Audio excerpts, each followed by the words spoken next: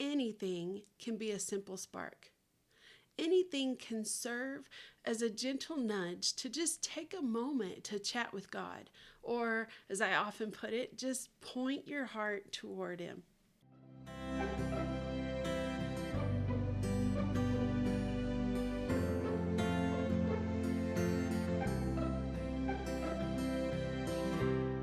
Hey there, friend.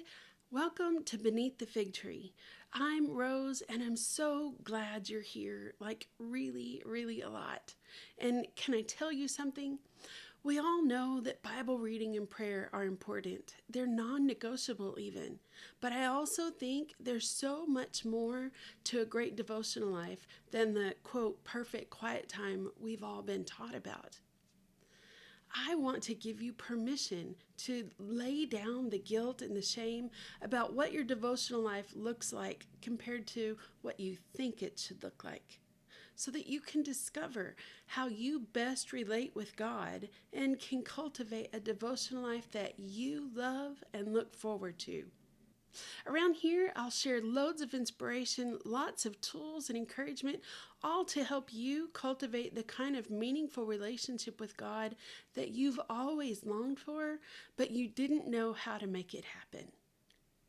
You ready to breathe new life into your devotional journey? Grab a cuppa and let's chat.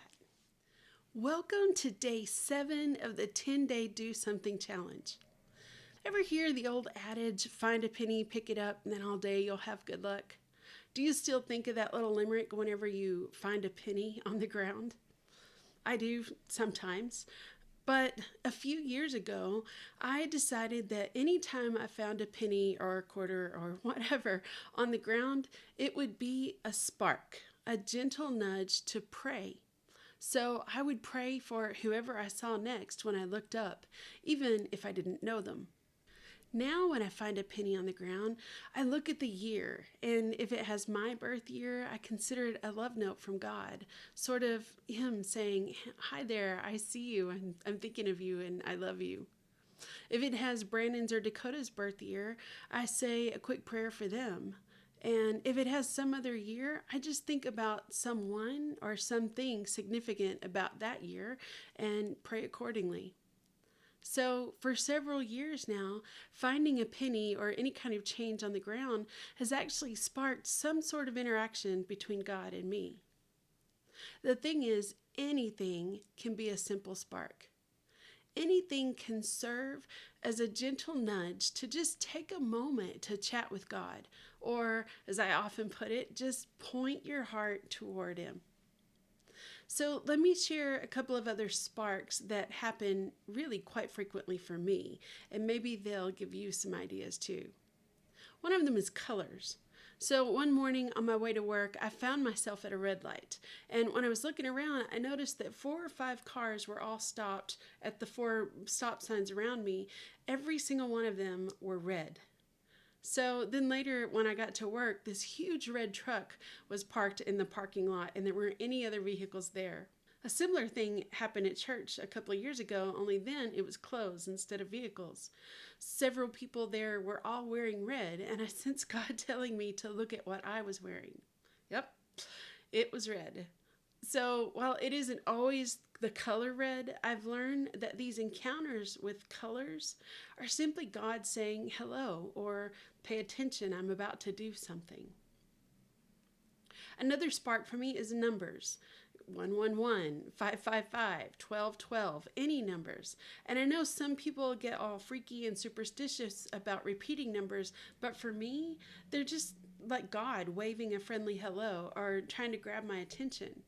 And sometimes those repeating numbers lead me to look up verses with that address, like 333, and looking up Jeremiah 33:3, which is actually a story for another time. But you get the idea. The possibilities for sparks are endless. So here's your challenge for today.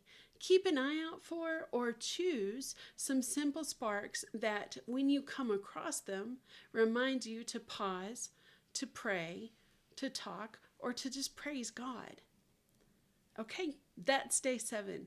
And I would love to hear how today's challenge went for you. What did you find? What were your sparks that reminded you to just stop and point your heart toward God?